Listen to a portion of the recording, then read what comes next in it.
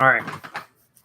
All right. Looks like the sound is working now. So sorry about that. Does anyone remember where I was exactly? Because that was quite a bit of time in the delay.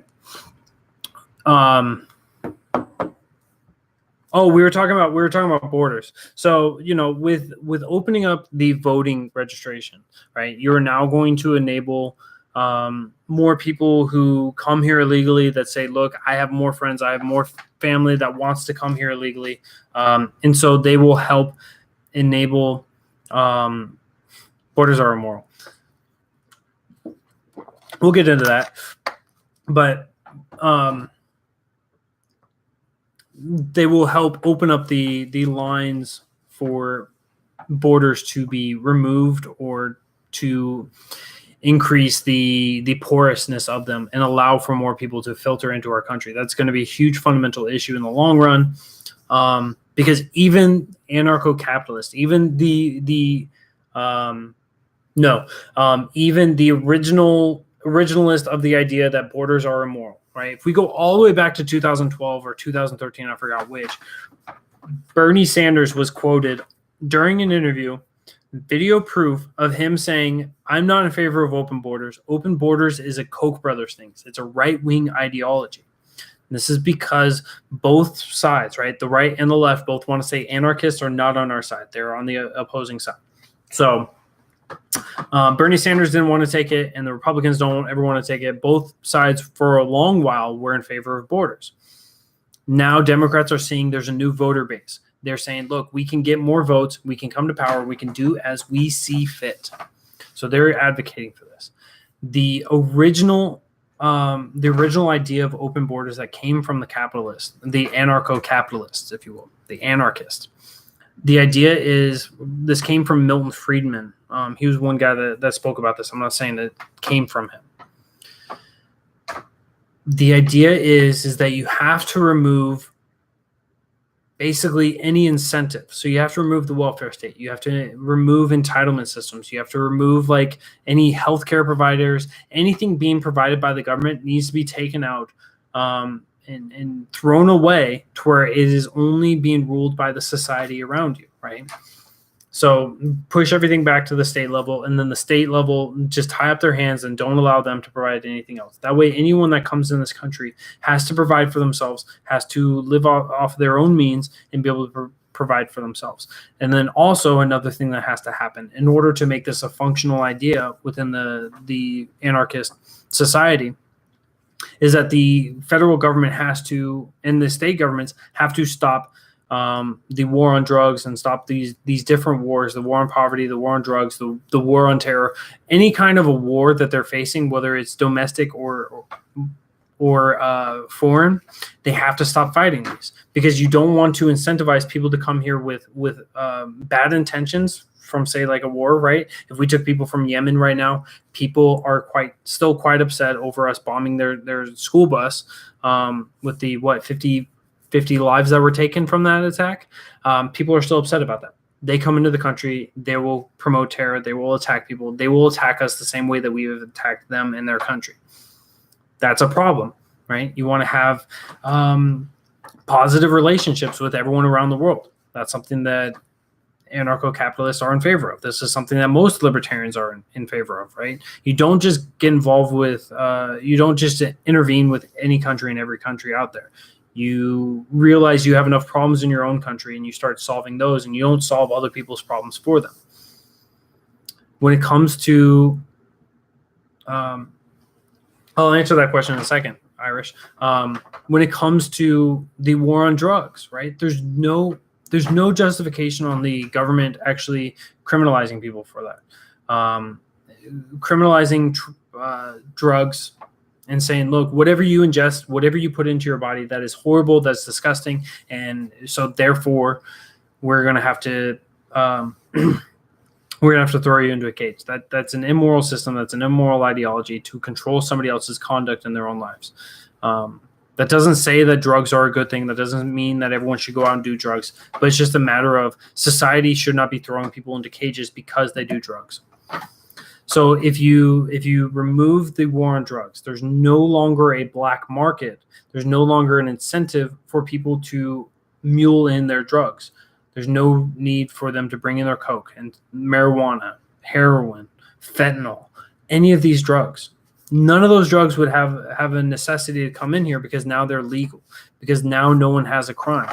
And so things would be transported legally, and then you can also tax them if you really want to, right? That's something that under the Constitution, at least, I understand that in the anarchy society, the Constitution doesn't exist, but even within a minarchist society, right, where a government still exists, they will enable it. They can apply tariffs to it. They can create funding from that. They can create revenue, and they can try to fight their stupid deficits that they continually create.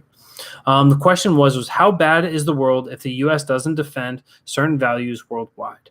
How bad is the world? The world is what it is, right? How bad is it if America is continually going in? If America is continually going in to control another country in the way that they conduct their elections or control their conduct, right? How bad is America on that? World War II. World War II, we were brought into. Korean War, yes, the Korean War was one decision in which I agreed with it on a moral decision, but the justification behind it is still somewhat lacking, right? The Korean War was, for those of you who missed it in your history books, because not a lot of history books talk about this, not a lot of education or not a lot of schools teach this anymore, was the Korean War was where North Korea came in, was going to entirely take over South Korea. They were going to fully take over. And by the time Harry Truman got the military involved and got them over into South Korea was 95% taken over. They fought over it for many years, and I think it was 3 years, and pushed them back to the 78th parallel. And actually, that's the only reason why South Korea still exists. How's it going, Tommy? So that's the only reason, right? That's one of the wars in which I said, it's a moral war. It's a war to protect the sovereignty of another nation. Now, what I'm more specifically talking about is wars within countries, right? So if we look at, say, even Iran right now, Iran is going through a political uprising. They are having so many rebels. It is not incumbent upon America to say, I'm on this side. I'm going to come in and kick butts. I'm going to come in, kick asses, and fight for this side, right? That's not our side. That should never be our side. Our side should be, we're going to sit back, allow you guys to do whatever it is that you guys want to do as a nation. If you guys want to overthrow your dictators, if you guys want to overthrow your tyrannical government, I encourage it, but I will not be involved with it, right? The interventionism is the issue. And this is happening really across the Middle East right now. So if we stop bombing them, if we stop getting involved, people that come here, right, actual refugees, they will not be so animus. How about aggressive Russia into Europe? I realize you're still talking about like country versus country, right? When one country is coming in to attack another country, and that's a different topic of what I'm more focusing on, right? I'm talking about countries involving with themselves, not across them. Well, it depends on how many lives you can save, but how many lives do you lose in the process of that? That's the important thing, right? If you're a nationalist, civil wars. Thank you. If you're a nationalist, right? How many American lives are worth whatever quantified number more than it is for that nation? So if you're a nationalist, you should be opposing this. If you're a conservative, right, you may say, look, we are just people, we are moral people, and so we have to bring that civility to there. You might also say, but you're also going to cost lives. You are going to take lives. That is an absolute truth, and that's where we should be focusing on. Sometimes here's the, you might save more than you lose, but that losing is the important part in my aspect, in my views, right? Because you also have to look, if we are coming in and we're telling them how to change up, if we're getting involved and we're telling them in the name of saving lives, if we come in and we say, we are going to commit acts of violence, commit acts of terror against your country in the pursuance of saving lives, and then we're going to help you structure. and we're going to help you grow. Losing is, if you lose a life, right? If you save a life and you lose a life, you still lost one life. That is losing. That will always be losing. If you save 10 lives and you lose 6 lives, you still lost 6 lives. It's really a numbers game, right? Chemical weapons. It's so that's talking about the Geneva Convention, right? Not doing acts of those against your own people. That is a situation in which America itself should not be getting involved with. Now, if we're part of a convention and a convention says, hey, look, we're doing this, and we're getting involved, then we have a treaty, and the pursuance of the Constitution is supreme law of the land, and so we have to adhere to that, and that's important. So, John, I want to point this out. I want to point this out to you. So, if we go in and we kill 58 people, and we say that we saved 100 lives, right? We always talk about the hypothetical.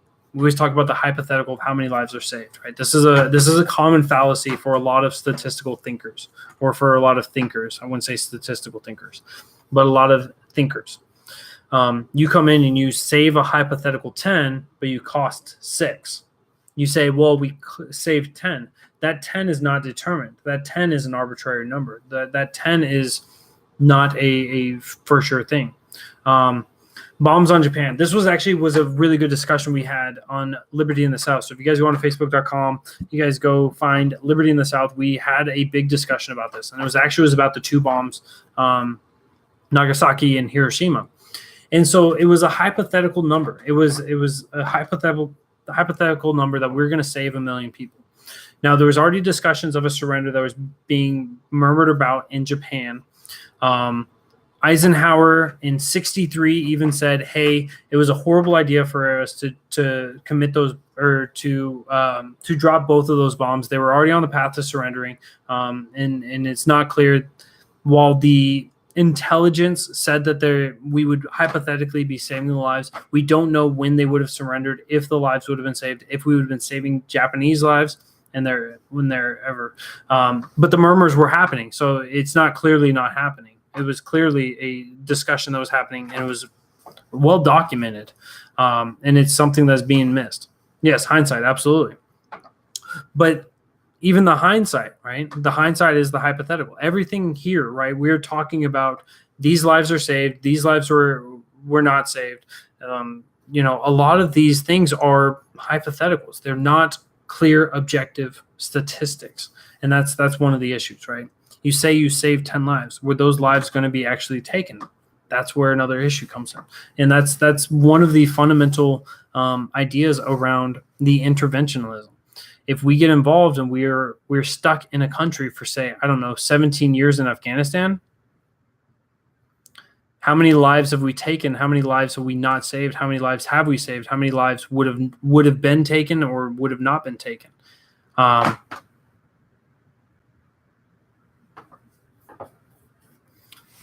And so it's things like that you just look and you say, how many trillions of dollars have we spent in Afghanistan? How many lives have been taken? American lives? How many jihadis? How many Sunnis? How many Shiites? How many people of all different views, of different political views and everything else, that have been taken over a monstrosity of the actions that were just taken by the hands of Americans, let alone taken by the hands of others. So are we still there in a benefit? I don't think so.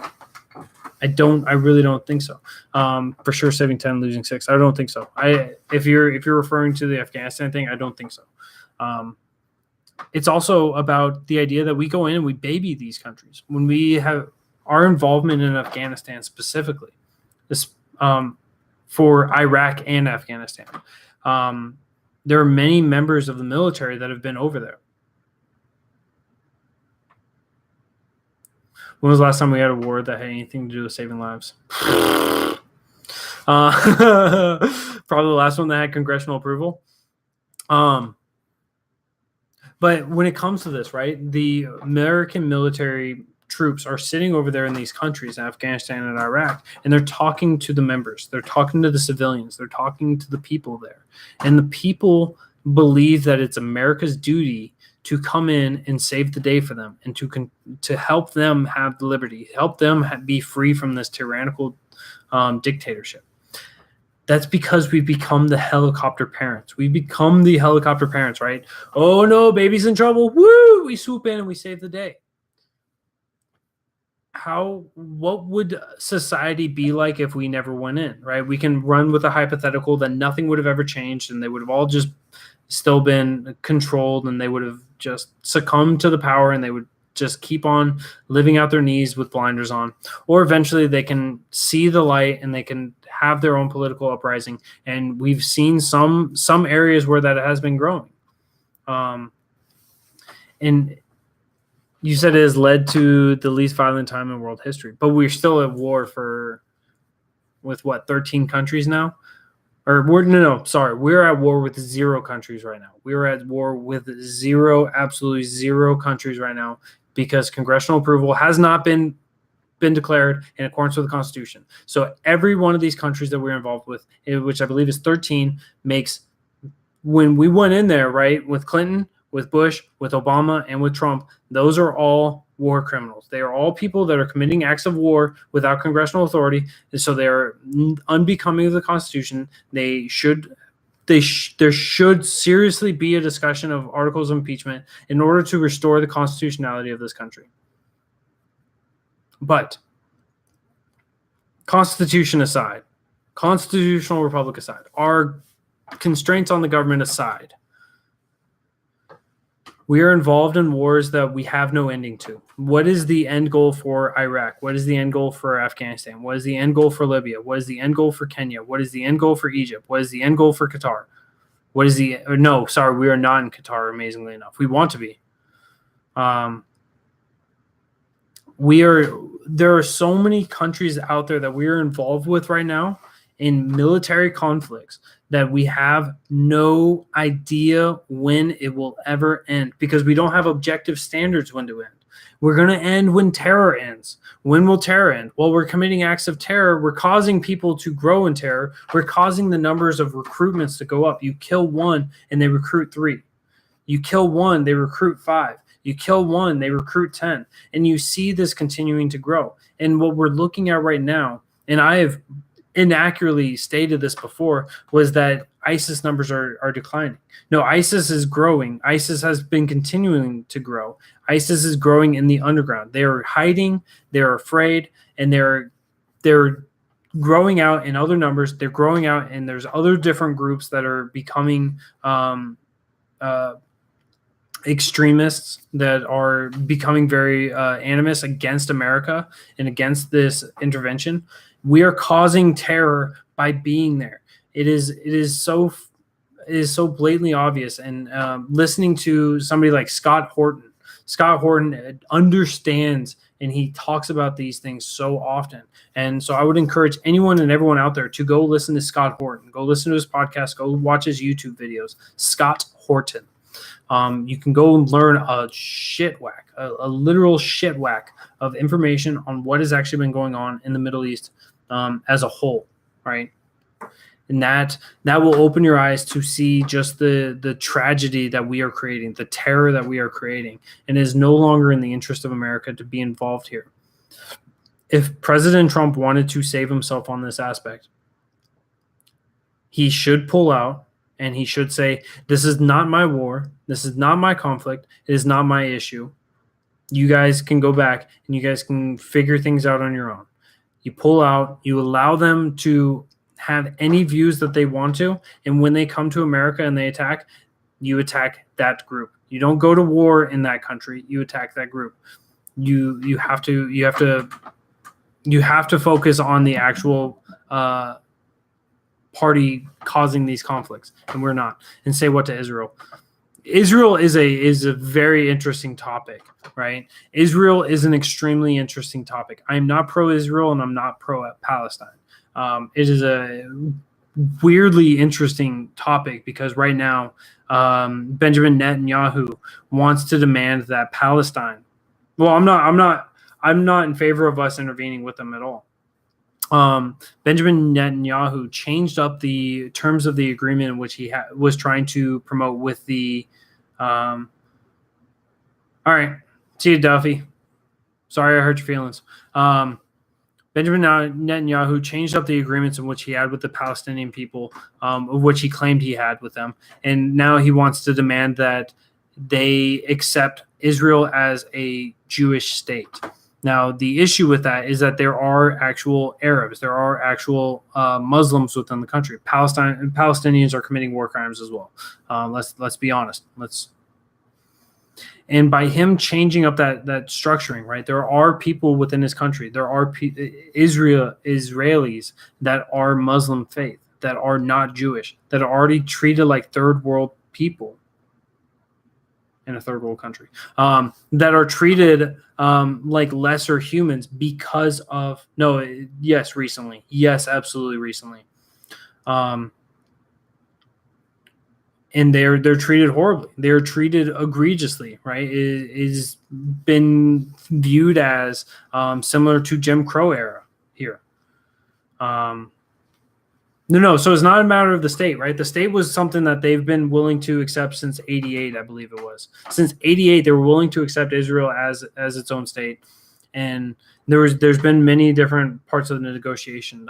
Scott Horton actually has a really well substantiated and well documented discussion against PragerU video in which Dennis Prager was talking about Israel.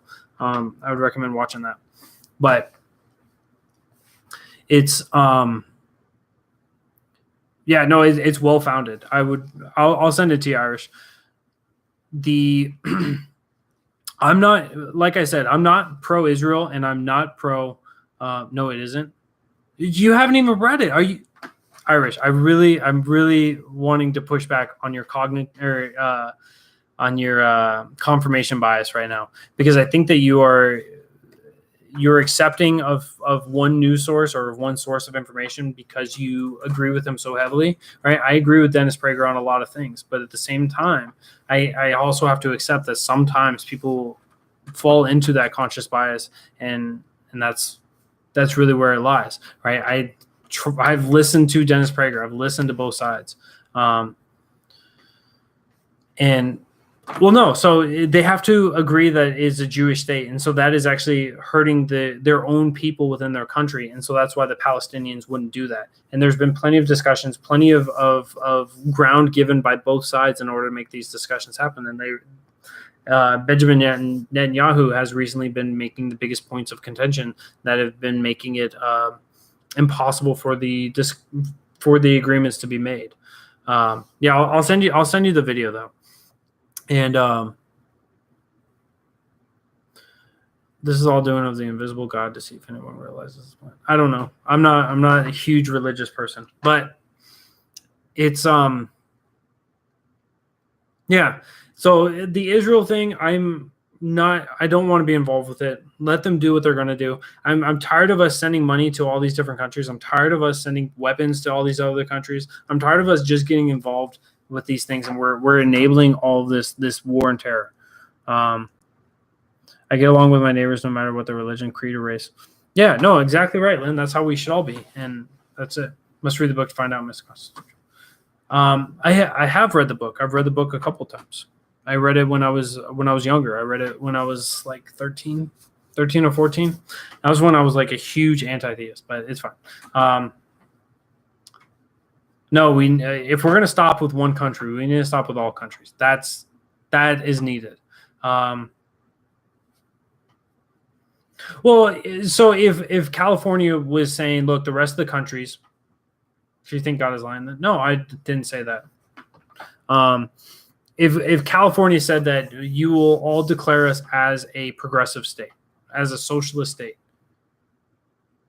and so now all the conservatives or anyone that's not a progressive or a socialist or a communist or whatever it is, right, they're now stuck in the state, and then they have nowhere to go. So are the Palestinians. So you're ignoring half of the conflict because you're listening to just the mainstream media. Honestly, there's horrible conflicts. There's horrible actions being committed by both sides. I would really recommend actually checking out. They can't. Are you kidding me? They can't. The Palestinians can't. even though that they've been being pushed by multiple different extremist groups that have been anti-Israel. Would you scoff at God? Tested Tommy. I really don't want to have a religious discussion right now. I'm not big on having those anymore. I appreciate the attempt, but it's neither the time nor the place. So in the end, we need to stop being involved so heavily in all these different areas. It's not even close. No, it is extremely close to you. You're on a technological device. You can certainly go and Google this. You can certainly look it up, and you'll find plenty of evidence out there that the Palestinians and the extremist groups that have been propping them up, supporting them, and providing them with weaponry have been involved with this. Israel does not have all the power. Israel does not have all the power. Israel has been getting bombed routinely. Israel gets bombed. They get, what was it? It was like 28 missiles shot at Israel. 7 of them hit Israel because Israel is so tiny. And they hit vacant areas. And then Israel returns fire, and the media goes, look at Israel and how disgusting they are. They don't kill anyone. Yes, it doesn't matter on if they kill anyone or if they attempt to kill anyone. They do attempt to kill anyone. They attempt it. They suck at it. It doesn't change the motive. It doesn't. So if I go in and I shoot 1,000 rounds of information into let's go with the most horrific, egregious situation. So let's go back to the Las Vegas shooter. If he shot all of those rounds down into the concert crowd and he didn't hit anybody, are you saying that that's a non-issue, that it's not a problem because he didn't kill anyone?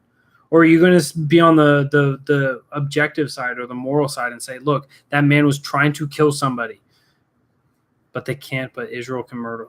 Yes, they can. If they actually knew how to utilize their armaments, they would be able to commit huge atrocities against Israel, unless Israel is capable of shooting them down. The same as the Palestinians, the same as anyone else in that area, has the weaponry and the defense systems in order to shoot down missiles. They all are capable of doing this. It's really not a matter of barbarians versus sophisticated people. It is a matter who's the biggest bully. They're both big bullies in the long run. But it's not a matter of one side being more sophisticated than others. Both sides are horrible. And to act as if one side is innocent in this there's a certain level of dishonesty in that. But I gotta hop off here, guys. The next time I'm going to live is Sunday night, 7 p.m. Eastern. I should be having a guest on. Should be having somebody that I'm actually really excited to have on. I'm not going to give you guys his name. I'm not going to give you guys – I'll give you guys a little hint as to what he does, or I'll give you a little in-depth look into what he does. He actually is a lawyer. Is he good looking? I mean, it depends on what you define as good looking. That's a very subjective way of looking at things. He's a lawyer, and he doesn't protect criminals. He actually goes after the criminals. He sues. Welcome in, Yukon. He sues the state. He goes after the state. Thank you, Yukon, for the invite and followers. And so I'm going to have him on Sunday. He is also a member of the Libertarian Party in Greenville County, and so we'll be discussing that as well. But I'm super excited to have him on. I'm thankful for those of you on Facebook for joining, or not Facebook, on YouTube for joining in for the first day. I apologize for the misfeed earlier and for the issues there.